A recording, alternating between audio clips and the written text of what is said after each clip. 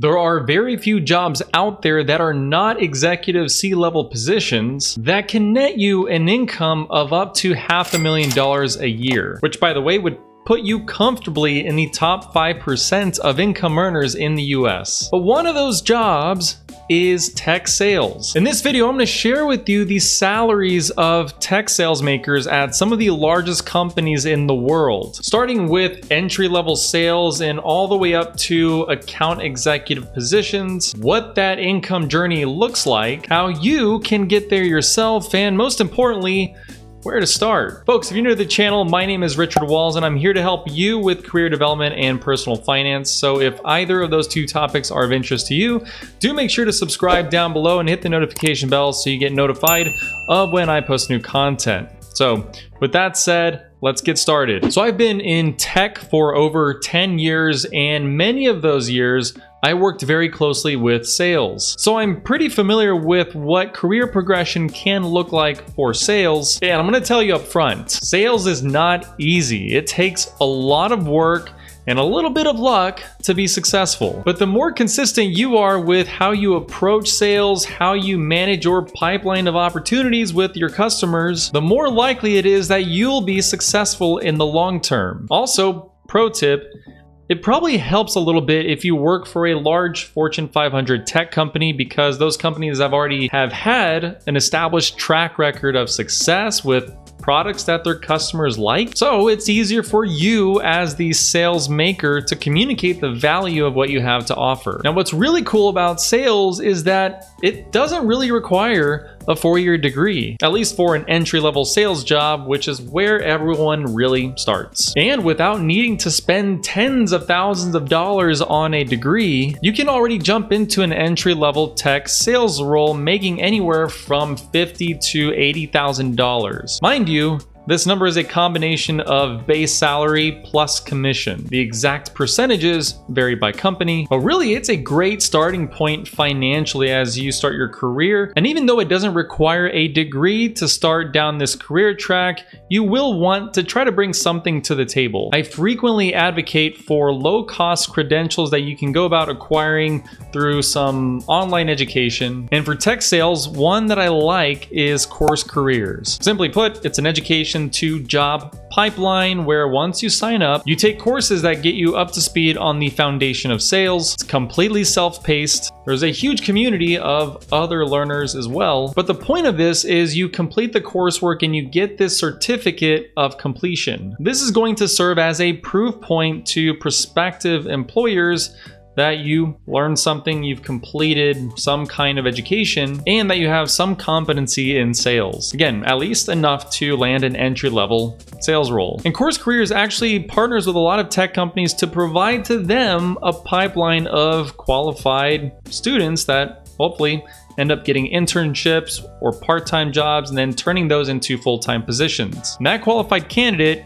could be you. If that all sounds interesting to you, make sure to check the link below to learn a little bit more, and also do note that there's a coupon for my audience that you can use to get a slight discount on the program. But let's get into the meat and potatoes of this video, because I want you to get a sense for the kind of income you could potentially earn as a sales maker. And again, you're going to see a handful of different titles associated with sales, and we're going to look through some of those on Glassdoor. It's one of my favorite sites to check out any kind of statistics or details about a company. The cool thing about Glassdoor is that it's all user uploaded data, and if you use Glassdoor to look up something yourself, you're asked to create an account, and then in return for you looking at some of this data, you are asked to provide data of your own for the company that you're at or company that you might have been at previously. So for this, we're going to take a look at the screen here, and we're going to start with the job title of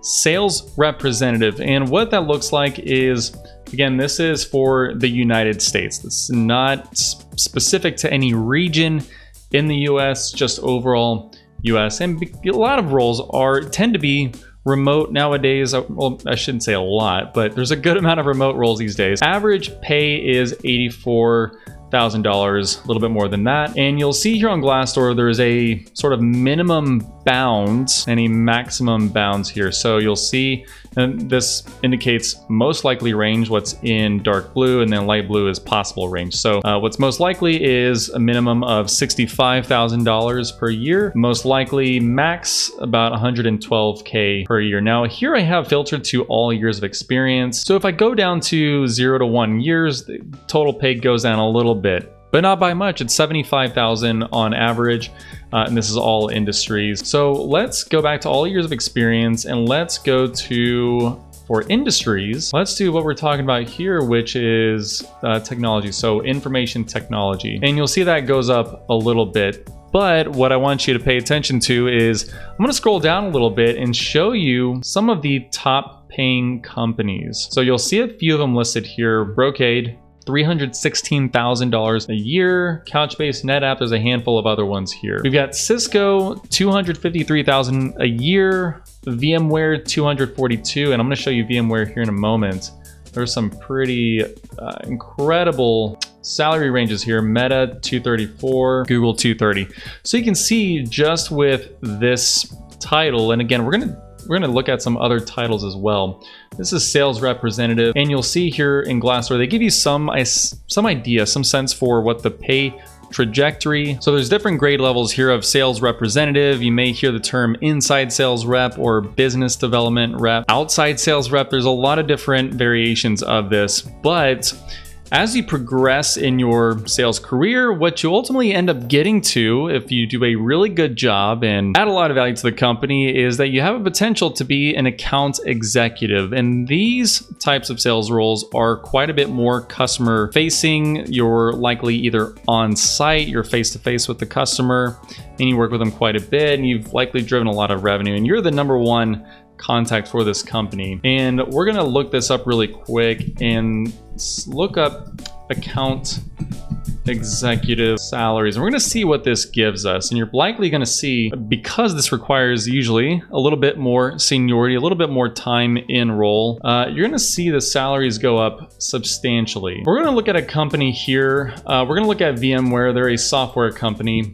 And we're going to look at the salaries that they've posted for their account executive roles. So, and if you check out VMware, you'll actually see some postings here of what the salary expectation can be. So for an account executive at VMware, average salary is $281,000 a year. And if you'll see the upper bounds here, and again, this is pretty close to $500,000 a year. This is not, it's not common. You have to do an extraordinarily good job over a long period of time, and not a lot of folks get here, but the potential is there, and that's what's important. And even if you don't get there, let's say that you land at the 281,000, again, you're going to be in a very comfortable spot financially. But if you look at some of the other flavors of account executive, you're going to see something a little bit higher than that, $332,000 a year for account executives in this space. Enterprise account executive, that usually, at least from what I'm seeing and from what my observation is at the company I'm at,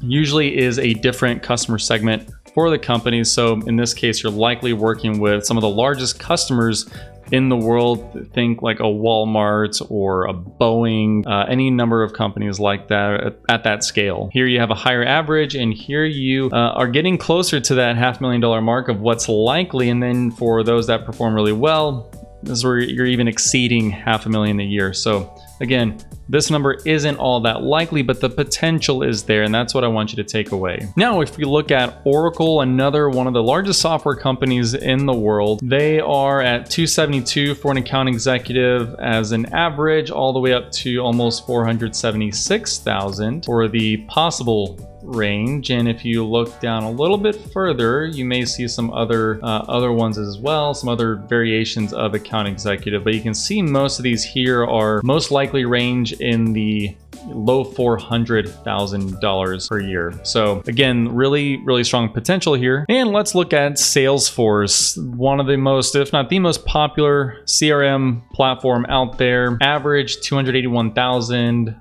possible range of 485. You scroll down, you look at some of the other account executive options that they have here, or different flavors. Something else to note is that if you look at some of the top paying companies, some of these are companies that honestly I'm not even all too familiar with. So they may be smaller, well, small is relative, but medium-sized businesses, or maybe just not the ones that you tend to think of, or the ones that show up in the news all the time. So when you think of tech sales as a career, you've got a lot of different options out there. We're gonna look at this random one, Tanium. I have no idea who they are, what they do, but they've got 10 open jobs currently for an account executive role. And you see here, possible range of 514,000 a year, average of close to 300K. So again, this is one of a handful of companies that I have very little familiar with, but all this to say is there's a lot of opportunity out there, a lot of companies that need good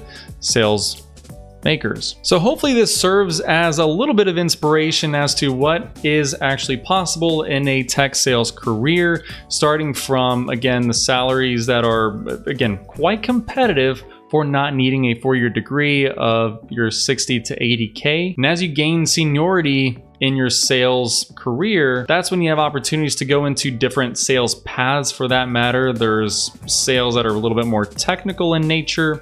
And then of course you can go the account executive route, where you are the face of the company for that customer.